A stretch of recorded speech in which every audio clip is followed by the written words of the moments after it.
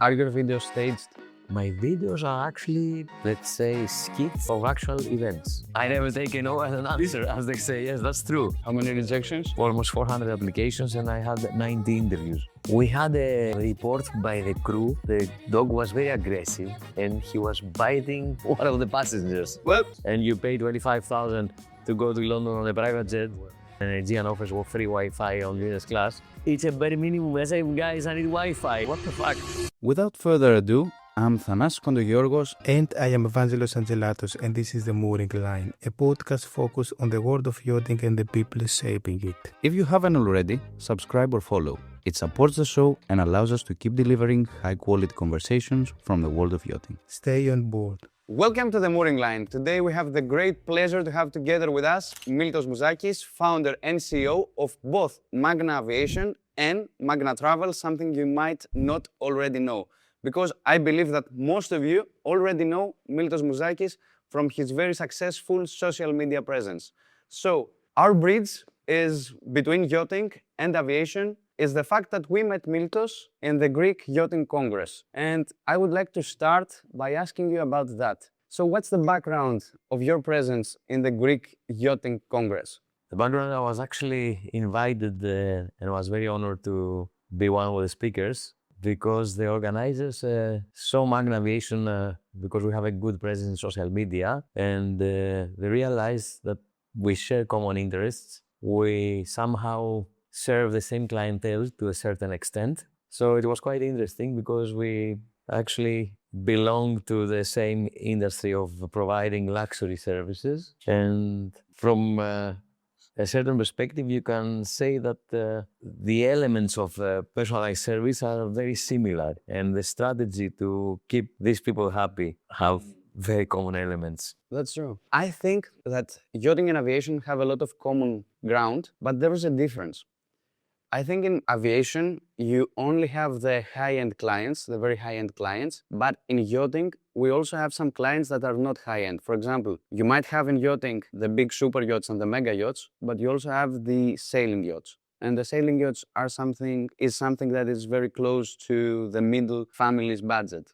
Do you also believe there is space for people that are not so rich in aviation? Not that much. In private aviation, I could say that the 95% of the clients, I would say 95 because I leave a smaller amount for people that use private aviation for medical transportation when it's really a need and because we also do air ambulance flights. But the majority of the business, it's the upper scale, the VVIP, because it's because of the cost, which is quite substantial for any kind of flight. For a helicopter, for example? Even for a helicopter. I mean, the minimum amount that you can pay for a helicopter ride as a value of a flight, you can say perhaps it's not really a forbidding cost for somebody to access it. The smallest cost for a helicopter ride in Greece is to take 20 minutes ride in Santorini and see the volcanoes and pay approximately 1,000 euros.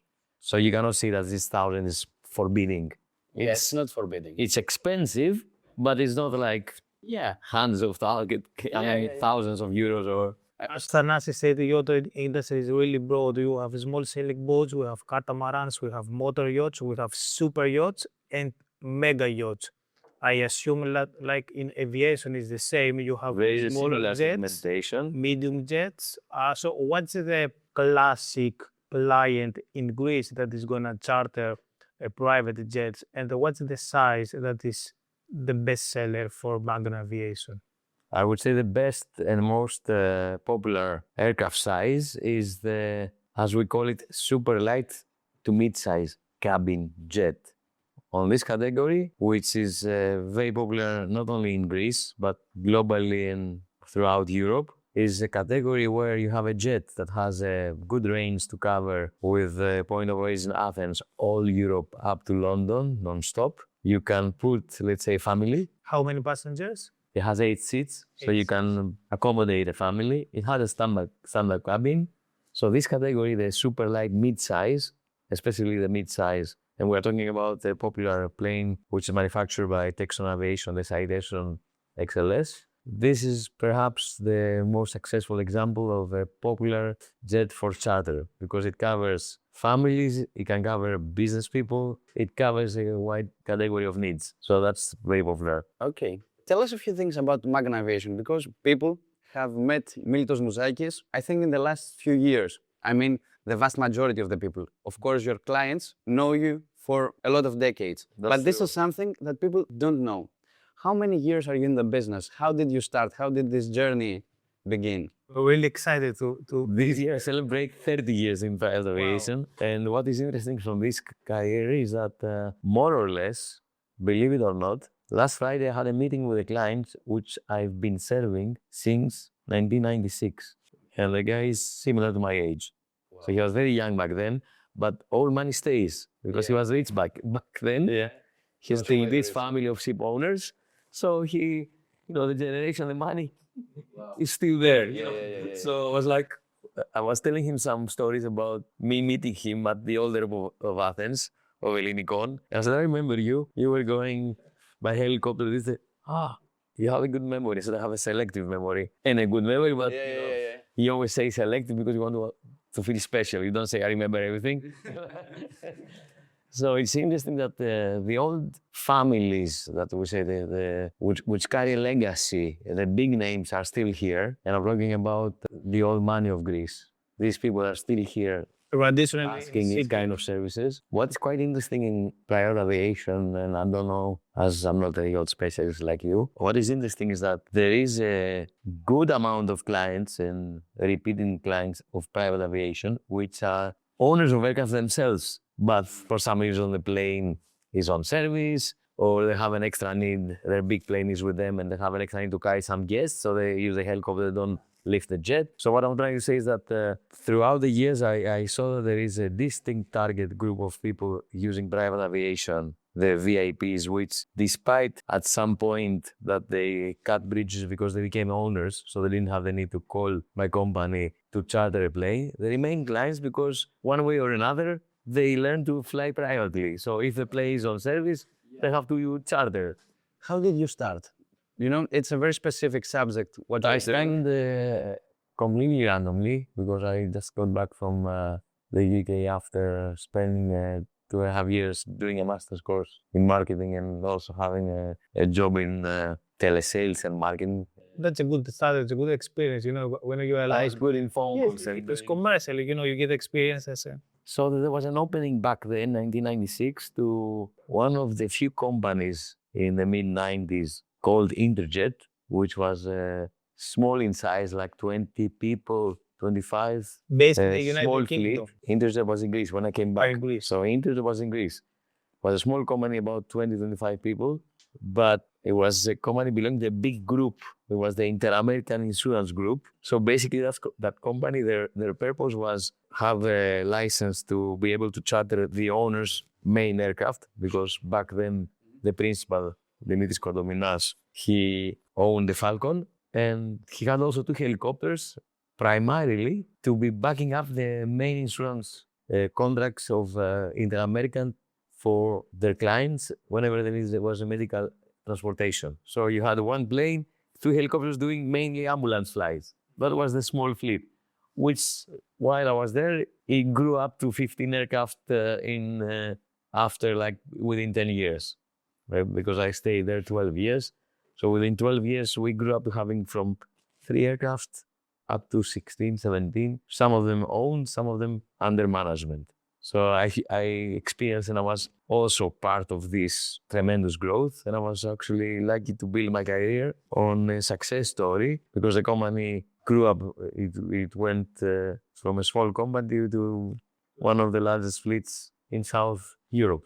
And I created Magna Aviation in 2008 when things happened for a reason, as we say. I was made redundant by Interjet, things beyond my control. I was not expecting my dismissal back then. However, it was the luckiest thing has ever happened to me, because I got the guts and the drive to set my own company and realize the potential when you have a good reputation, a good name in a specific industry as it's private aviation, that clients follow the reputation the reliability and the service you provide them and your dedication. And that is my number one, let's say, element of success of Magna Aviation, that I maintained my good reputation and I kept the old clients. And you went through the financial crisis in Greece, meaning 2012, 2015, very difficult years. Yes. Exactly. 2008, after that, 2010 started slowly the crisis. So as Tanasi said, like They the explained following the crisis in 2009, from 9 and onwards. from 10 started, I think, and the wars was like between 12 to. However, this was a period of growth for me because I started in 2008 and it started being the business. I was doing that on my own until 2011, only having backing up from my company, existing company, all accounts and invoicing. So in sales, customer service, contracts, everything, paperwork, I was a one-man show until 2011 when I got my first employee working for Magna Aviation. 2011. And now you have 40 employees. No, it's 40 united with Magna Travel because we... Yeah, you have two companies. Yes. Magna Travel pre-existed as well during Magna Aviation. Magna Aviation now has a team of like 15 people almost, which was only me in the past. So it has grown More than enough. Yes, more than enough. And we have creating new business because we do a lot of social media, so we have new clients.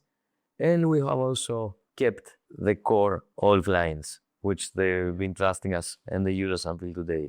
Tell us something, because a lot of people might not already know exactly what you do. Of course, they hear your phone calls and they're like, okay, he does private jet charter, but is there anything else that you do besides that? I mean, are you involved in sales, for example? In aircraft sales, only on a consulting basis. I haven't officially set up aircraft sales as a distinct activity that I also do marketing through my website, through the social media, that Magna Aviation is doing aircraft sales. It's a very specialized field.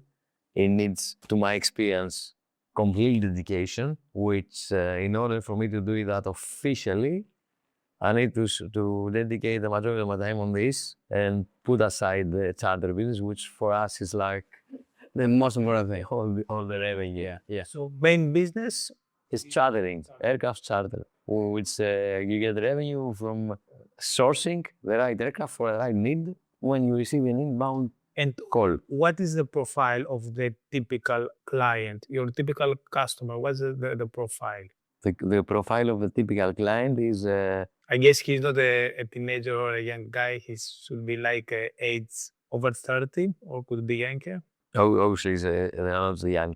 I'm always older. And the profile is, okay, there is a vast majority of requests that come through business to business from people of the industry, either fellow brokers, other travel curators, travel agents, or DMC companies that they have specific needs for clients that they do holidays. So they try to facilitate the travels while they're in Greece. We also have Greek end users when they need to go to difficult destinations with not good connections, so they prefer to fly privately. Or you have also inflow of requests from people that travel to Greece from various countries and they use Magna Aviation through their agent or through their broker for the last part of the trip. So basically, it's mainly connecting, let's say, Athens or Mykonos, which are the luxury hubs, airport hubs, to the surrounding islands. Hottest hubs, Mykonos, you mentioned, Santorini. Santorini is also. Portoheli? Portoheli, okay, on itself is a destination because of Amanzoe Resort.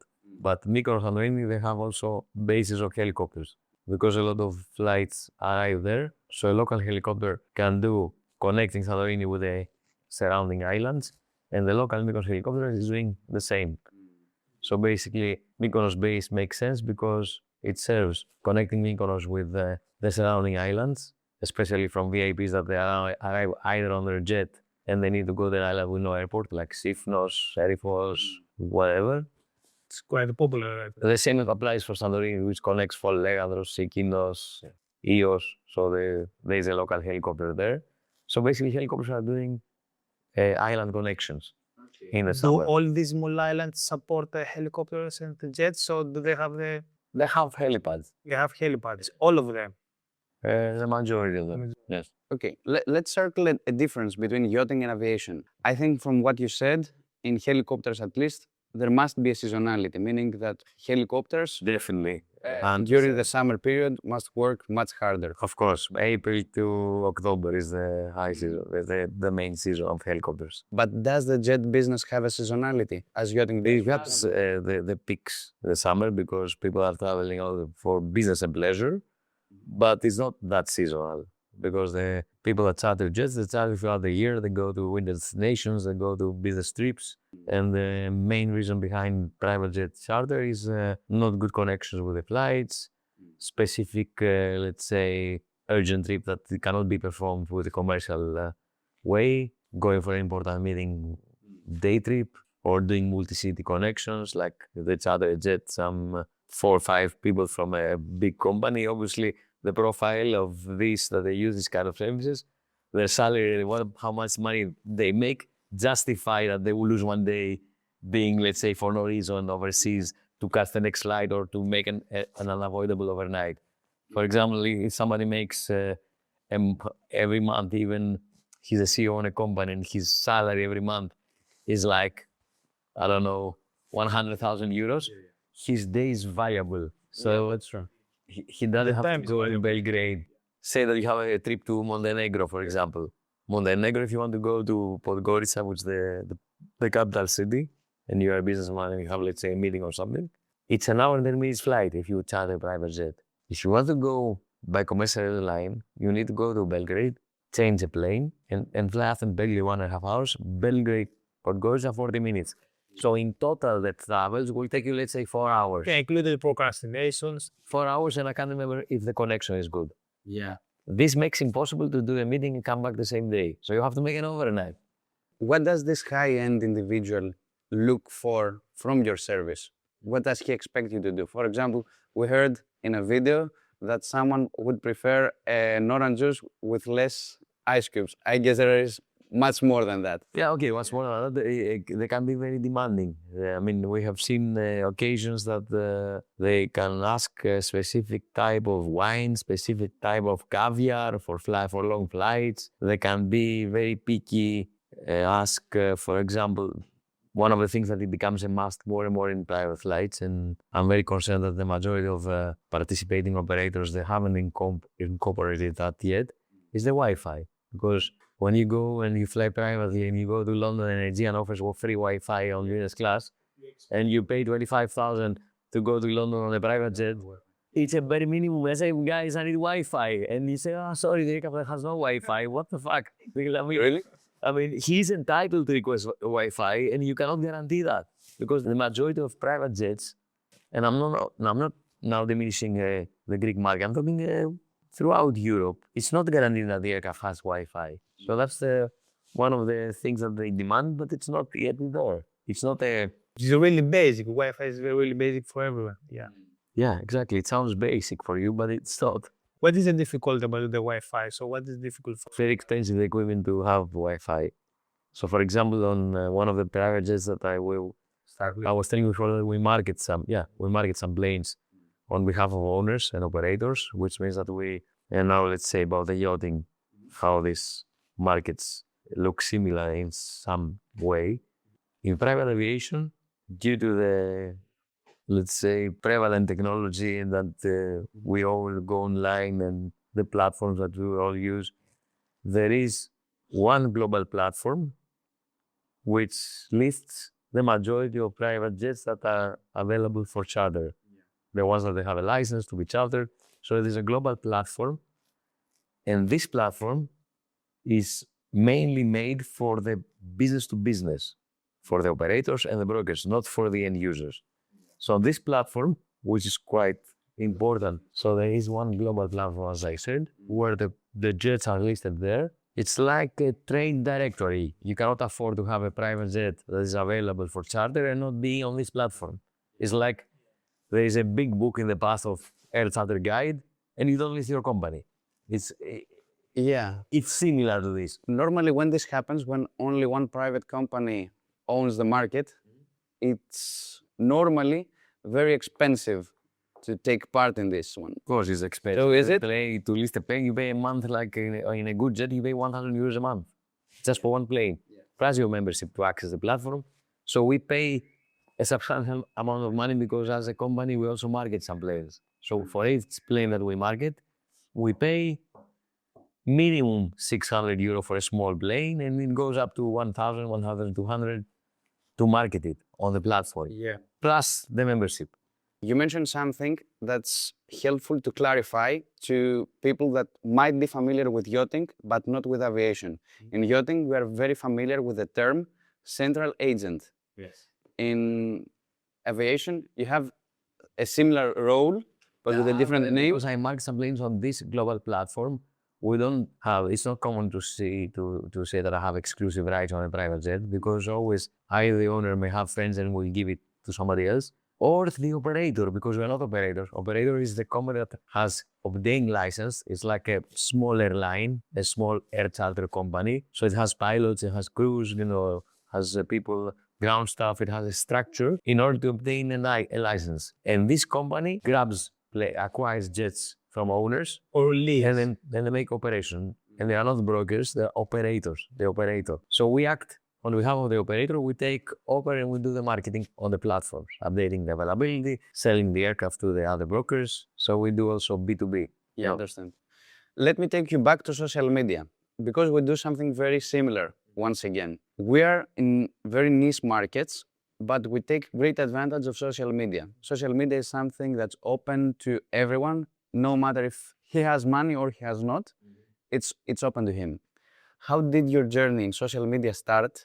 And also, is it something that has helped you, and how?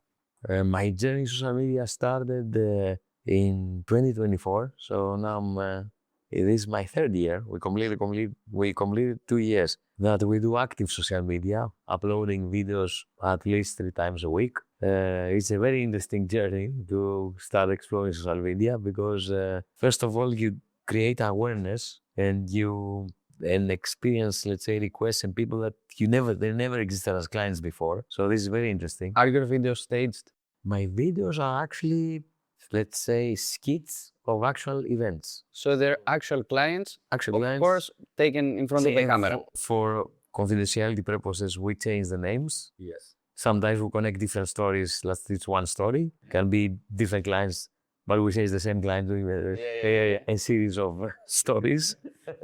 So all of the videos that you watched are inspired by true events. But for confidentiality purposes, we have changed names, chronological order. It can be a story that happened 10 years ago. It can be a story that can happen even yesterday sometimes, but we change names, destinations. We don't say this happened in this trip it was in Belgrade, I said it was in London. Because you never know. The client can call and say, are you taking a piece of me and make a reenactment of my recent trip? They wouldn't like that, obviously. So we're trying to be very careful. So for people that are watching the podcast, if they call you, they can feel safe that they are not being recorded at the moment. That's why some clients, they make a joke. Because these videos have become so popular, I'm really happy that even the existing clients are watching them, which I was surprised that they have a penetration to the VVIP, let's say, clientele, social media. I was shocked to realize that.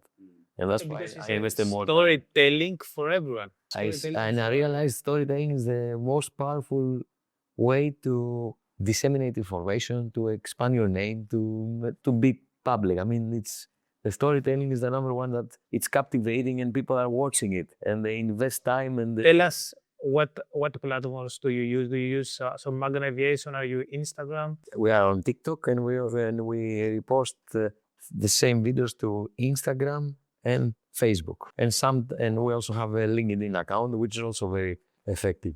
Really? LinkedIn, you target most the aviation professional, but this business, which I'm sure it's also similar the market in yachting, a lot of business created from within, so from professionals.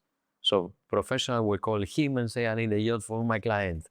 You know what I mean? So it's similar in private Do you aviation. have direct requests from these platforms, like direct messages from Instagram or TikTok? This platform I mentioned before, so social media have mainly end users on the social media. On the platform that I was saying before about marketing specific jets and helicopters, then 100% of the requests are B2B, because this is accessed only by brokers and operators.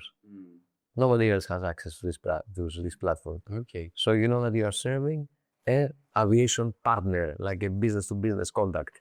Not the I'm passenger. talking about requests, about like some clients that they would like to book a helicopter to go to a Greek island. Do you have direct requests through the social media that Magna Aviation use? Yeah, we have this kind of request. That's why we invested and we keep very alive the channel and we keep posting and we are trying always to create content and Tell us about the people in yachting, like yacht captains or yacht operators. Do you have requests also from people that they're working in yachting industry? we do. Our main point of contact when we have interaction with the yachting, the main point of contact, it's the captain. The captain would call, they would say, do you have availability for the jet to come tomorrow to Mykonos because these people are bored, they want to go to Athens, or they want to do Rhodos, they want to go to wherever. So the captain calls me, and depending on the case, either we have a contract with the management company. For example, we have an agreement with Atalanta, which manages very big yachts. So the captain may call, we will do the deal and book the helicopter with the end user. If we get paid from the end user, Atalanta will make some commission. I mean, the management company. Normal business structure. Yeah, exactly. So then there are many occasions because, for example, there is a big yacht with a 1 week or 2 weeks charter, and there is a principal on board. So this principal that has the holiday 2 weeks, he goes to the captain. He says, "Oh, you know, I'm gonna bring some guests." So what we do, and this is quite connected to the yachts, is the captain only send us because he knows the price. For example, he was docked in Kefalonia for a week. So his request is that every 2 days, new guests were coming, some other were checking out from the yacht. You know what I mean? So he was only sending the tickets of them. Like, take care of it. Like the boarding pass. You see the name, which flight? So I was calling my team.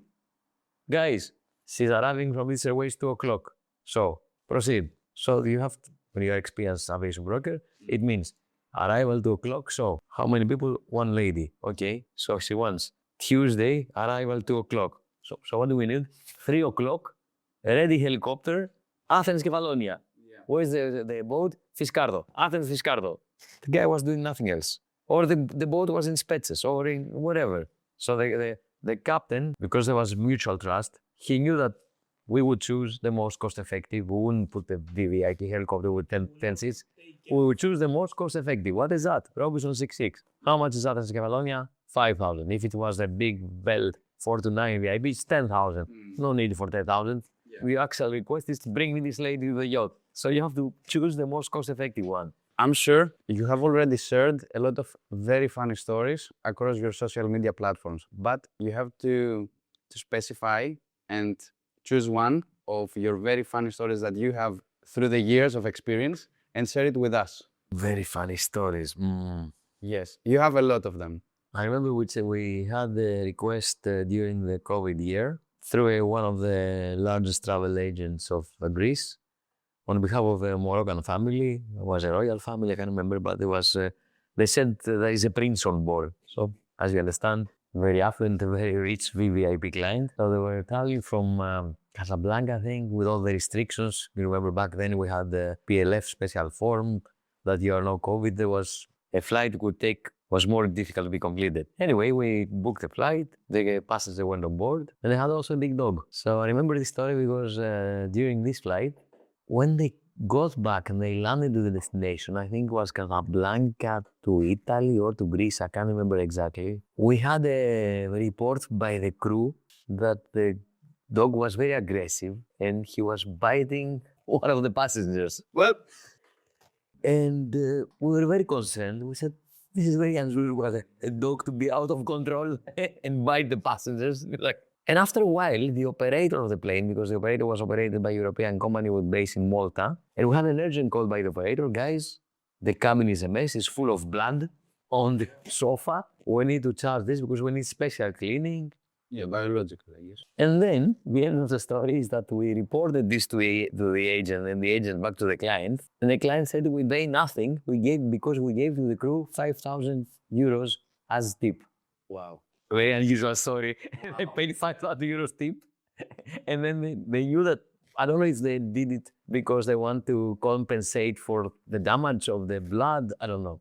But it is a very unusual and funny I story. mean, what did they tell you? You should take the money from the crew? But you know, the operator didn't say anything after that. We said that because the client wrote it. He wrote a message. Yeah. And we produced it. By the way, what is the procedure for pets? So our pets are allowed to. They're allowed, but there is a very complicated procedure, especially with the UK. You have to have vaccines in place. They have a passport. They do a special check. And this is why the route Athens-London is a route that we have served several times with pets. Because always London, UK is complicated. Let me take you back, now that we're talking about stories, to your beginning. Because we know that you have studied financial in the law department of the Kapodistrian University in Athens. I have done the Department of Economics. I now have a Bachelor of Science in Economics. Yeah, and what we've heard in the beginning, before our discussion, is that you are one of those people have the guts, first of all, to start something new. And the second thing, that you are one of those people that can take rejection and rejection and rejection. So I never take a no as an answer, as they say. Yes, that's true. Yeah. And this applies also to my career and the way I learned how to handle rejection and how this to make me stronger in a way. Because I struggled to find a job when I completed my master course in the UK for almost 6 months. As I said before, things happen for a reason. The day that I decided to come back to Greece, being disappointed that I didn't make it. How many rejections? I sent like almost 400 applications and I had 90 interviews. I remember that. And not emails. Not emails. That was like with an envelope, the traditional way. You do not look that old. So the day that I decided to return to Greece, back in March 1996, after one day I received a job offer. I have booked the one-way flight, but then I went to visit my parents and I got back to start my job. And I realized, finally, this struggle of like 6 months or so, this non-stop pursuit of a job, had a happy ending and I have a job. So this one way and the staff were not transported from the university campus to Greece. As they were, the transportation company moved them to West London, where was the office of the new company. And I had a flat nearby. You have to have the luck with your side. Yeah. So circumstances in the UK, even if I satisfied my ego to find a job, after 6 months I lost the job and I was not responsible for that. And then I realized, Miltos, all this happened for you to satisfy your ego. This country is not for you. Because if it was, you wouldn't lose the job for no responsibility within 6 months.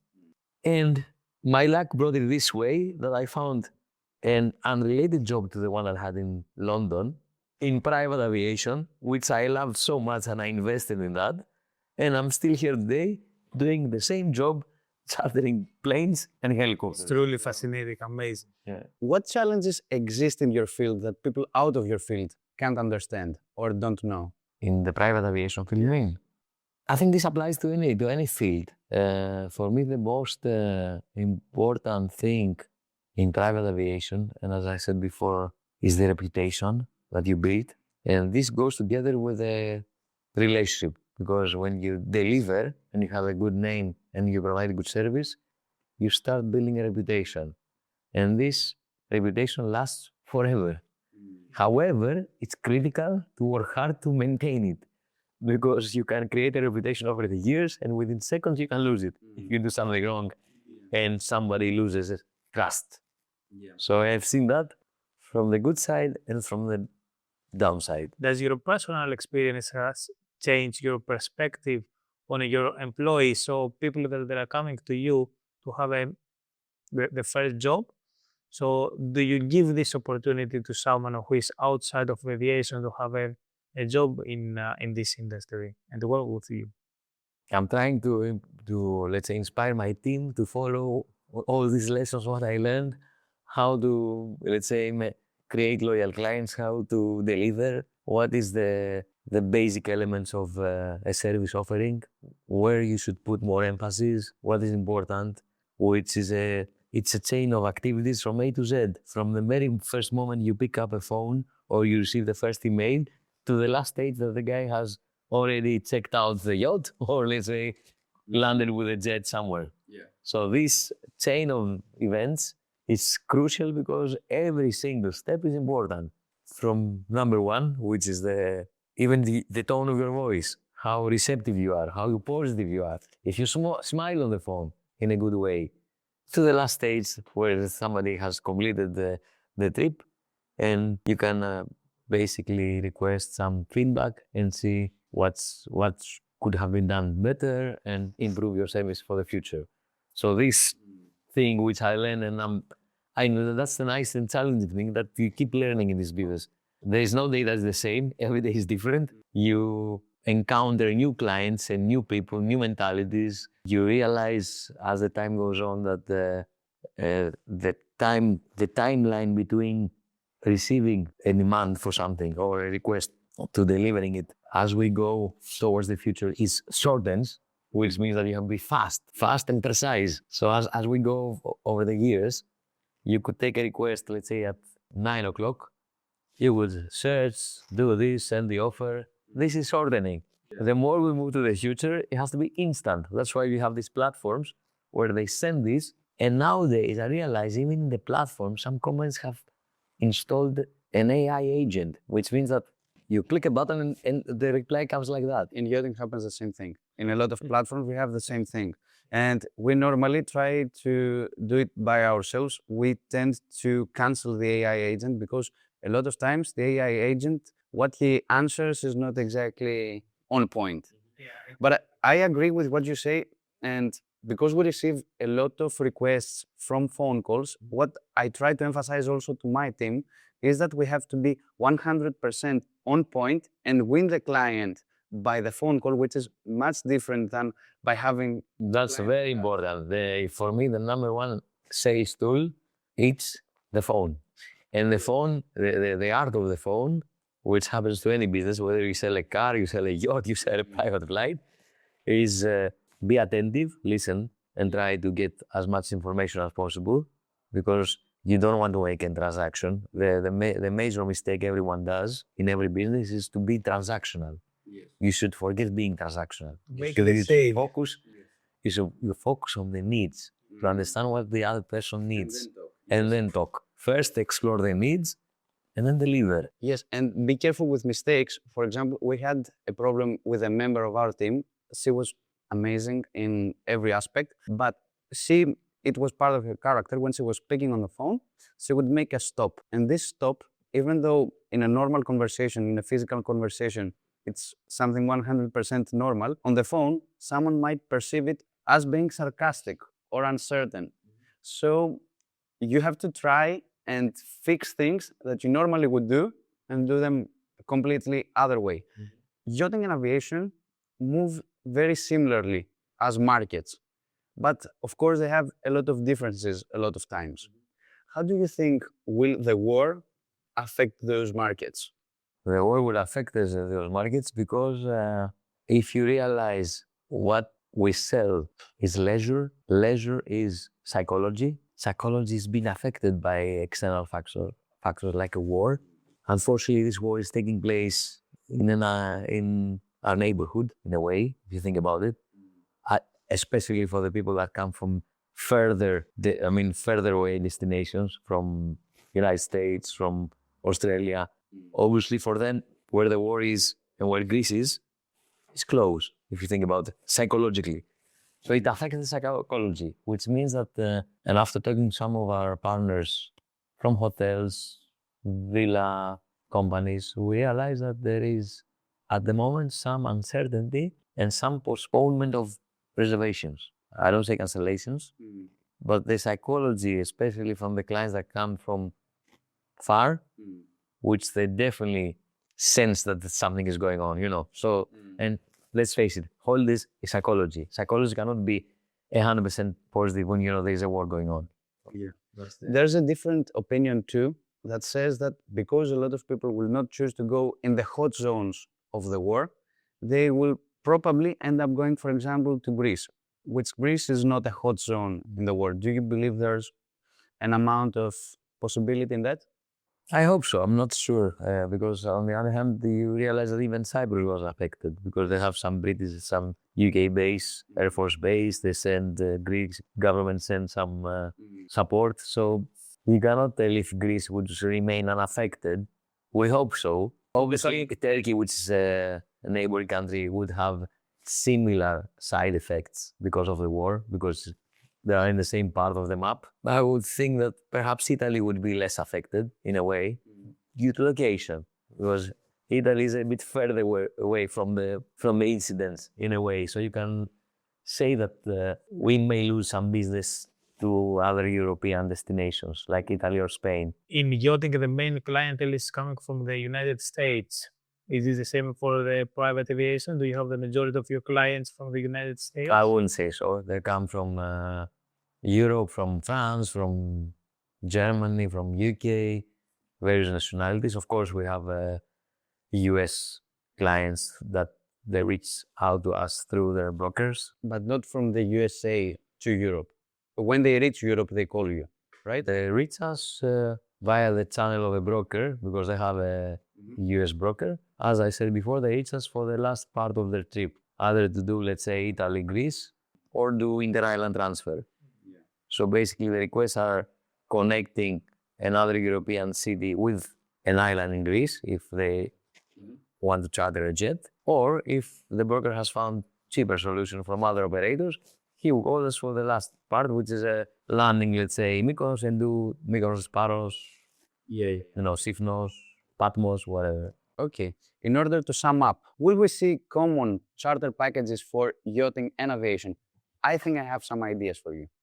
I will be very tempted to hear your ideas because I find it a little difficult, mainly for the fact that when somebody requests a private jet or a helicopter, it's purely a transportation method, like to minimize waiting at airports or taking commercial flights, less hassle, and go fast as possible to his holiday, whether it's a luxury yacht or it's a villa. So it's not the holiday, it's a part of the holiday for the transportation. Even if you refer to us as being able to provide a luxurious jet with a nice catering and everything, it stays on its own as a transportation, let's say, medium. It's not someone to spend time on it. So you cannot sell them together, and it's because to access your luxury yachts, he may use either a helicopter, he might use a plane, you don't know, it's depending on the size of the group, how many people are moved, which date, etc. So it's not something that you can sell in advance. It's not easy. I have seen similar marketing schemes with, I would say, not huge success, but some people try to combine together, let's say, luxury accommodation with private jet transportation. For example, years ago, in Elunda, one of the hoteliers was saying that, okay, if I have a booking of this villa, which was like 20,000 a day, I would provide to the client the private jet transportation free to come to Heraklion. Whoever books, it's a Russian guy, it's a Russian oligarch that he pays, let's say, a day for this villa X amount. If he books this for a week, helicopter included. That was a marketing scheme. It's a perk. It is a perk to make it attractive. But with yacht, to say to somebody, listen, if you book this yacht which is expensive X amount, I will cover you what? Your helicopter there. Can you see the competitive side? Like, let's say, a boat transfer from Mykonos to Santorini.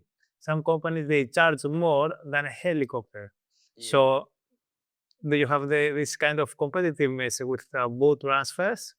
We do have, and very often we compare, because as I said earlier, we compare the occasions and requests that we receive to connect islands with other islands, when sometimes, because of restrictions that, for example, helicopters do not fly in the evening, the client arrives late, and he needs to get from Mykonos, let's say, to Antiparos or Paros, we check the cost of the boat transfer. It's sometimes even more expensive than the helicopter.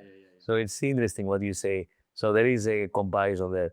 But for marketing both services, one occasion that I came across some years ago, but it didn't materialize, was there was a company that was developing a network of luxury hotels, especially towards Aegina and this part of Greece Peloponnese, and they were planning to sell the properties and find clients to access these properties. And they said that if you buy this property, you are entitled to have this amount of jets hours.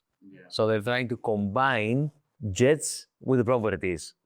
But we had a meeting, but I don't think it materialized. It's again not It really. didn't work out.